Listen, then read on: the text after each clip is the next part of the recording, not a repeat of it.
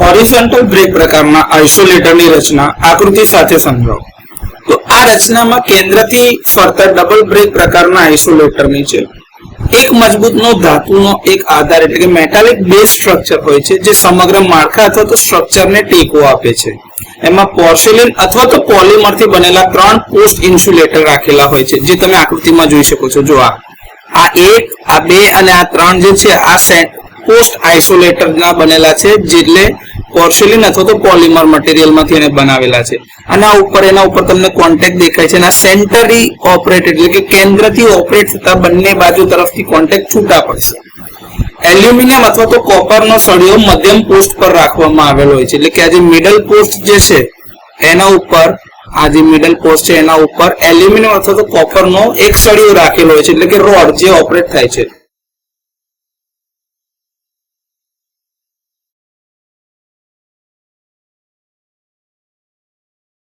જો તમને આકૃતિમાં દેખાશે જ્યાં આ નીચેથી જ્યારે ઓપરેટ થશે તો આ એન્ડ આ બાજુથી આ બાજુ તરફ જશે અને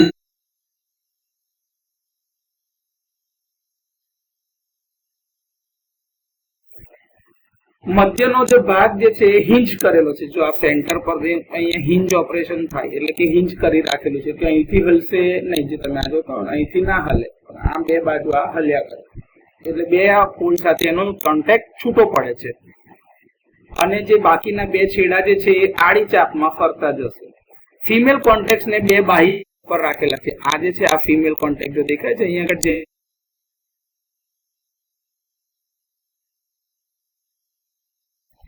આ એક અથવા વધુ ઇન્સ્યુલેટરની ટોચ ઉપર માઉન્ટ કરે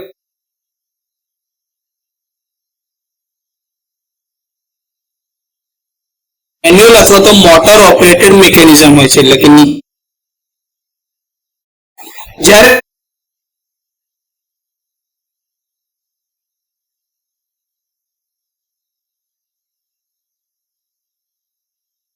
જ્યારે આઇસોલેટરને ખોલતી વખતે નાના આર્કિંગ થતા હોય તો એને હેન્ડલ કરવા માટે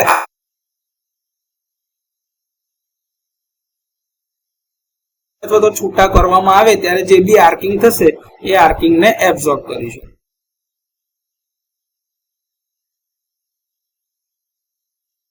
ત્યારે ઇન્ટરલોકના લીધે ઓપરેટ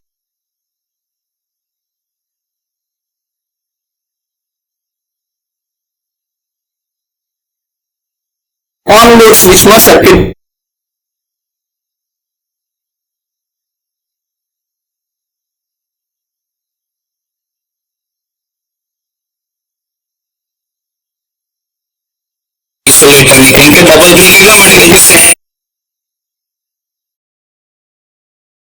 તો આ 3 પોલની રચના આકૃતિમાં તમને બતાવી. હોરિઝોન્ટલ બ્રેક પ્રકારના આઇસોલેટરના કાર્યને સમજાવો. તો સામાન્ય બંધ સ્થિતિમાં મૂવિંગ કોન્ટેક્ટ એટલે કે જે બ્લેડ હોય છે એ ફિક્સ કોન્ટેક્ટ સાથે સુસંગત કરેલી હોય છે એટલે કે ફિક્સ કોન્ટેક્ટમાં ફિક્સ હોય છે. બ્લેડ દ્વારા એક ટર્મિનલથી બીજા ટર્મિનલમાં તેના દ્વારા પ્રવાહ વહે છે એટલે કે આ અહીંયા આગળથી એક બાજુથી બીજી તરફ કરંટ જાય છે એટલે કે ફોર્સ એન્ડથી લોડ એન્ડ તરફ. આઇસોલેટર વાહક સ્થિતિમાં હોય છે.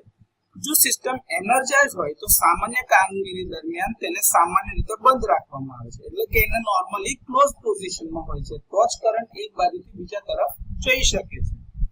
આઇસોલેટરને ઓપન કરતા પહેલા લોડ કરંટને અટકાવવા માટે એની સાથે જે સંકળાયેલ સર્કિટ બ્રેકર હોય તેને ખોલવામાં આવે છે. કારણ કે isolator A on load switch નથી, એ ઓફ લોડ સ્વિચ છે.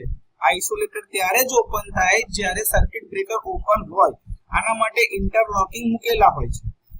ઓપનિંગ ઓપરેશનમાં એટલે કે ઓપરેટિંગ મિકેનિઝમ મેન્યુઅલ હેન્ડલ અથવા તો મોટર દ્વારા ઓપરેટ થાય છે, એક્ટિવ થાય છે. તે મૂવિંગ બ્લેડને આડી દિશામાં ફેરવે છે અને ફિક્સ કોન્ટેક્ટ થી દૂર કરે છે. અહીંથી આમ આ જે ફિક્સ કોન્ટેક્ટ એમાંથી આ બ્લેડને છૂટી પાડે છે. આના લીધે એક દ્રશ્યમાન એર ગેપ બનાવે છે એટલે કે તમે વિઝિબલ જોઈ શકતા હોય એવી એર ગેપ દેખાય છે જે સંપૂર્ણ ડિસ્કનેક્શન સુનિશ્ચિત કરે છે.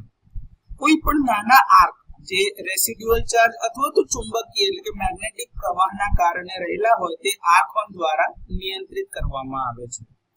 ઓપન પોઝિશનમાં મૂવિંગ આર્મ જે છે સંપૂર્ણપણે ડિસ્કનેક્ટ હોય છે અને મેન્ટેનન્સ કાર્ય હવે સુરક્ષિત રીતે કરી શકાય છે. ક્લોઝિંગ ઓપરેશનમાં એકવાર જ્યારે આપણું મેન્ટેનન્સનું કામ પૂર્ણ થઈ જાય ત્યાર પછીથી બ્લેડને ફિક્સ કોન્ટેક્ટ સાથે ફરીથી કનેક્ટ કરવામાં આવે છે અને પાછું જોઈન્ટ કરવામાં આવે છે. સર્કિટ હવે સર્કિટ બ્રેકર દ્વારા ફરીથી એનર્જાઇઝ થવા માટે તૈયાર થઈ જાય છે. તો આ રીતે હોરિઝોન્ટલ બ્રેક પ્રકારના આઇસોલેટર કાર્ય કરે છે. હોરિઝોન્ટલ બ્રેક ટાઈપ આઇસોલેટરના ફાયદાઓ જણાવો. સરળ અને મજબૂત ડિઝાઇન તેને વિશ્વસનીય અને જાળવણી એટલે કે મેન્ટેનન્સ માટે સરળ બનાવે છે અને રિલાયબલ ડિઝાઇન છે.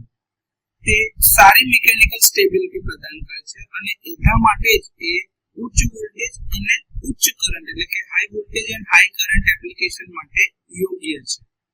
તે સ્પષ્ટ અને દ્રશ્યમાન ડિસ્કનેક્શન પ્રદાન કરે છે કે એના કોન્ટેક્ટ સેન્ટરમાંથી ઓપરેશન છૂટા થઈ જાય છે.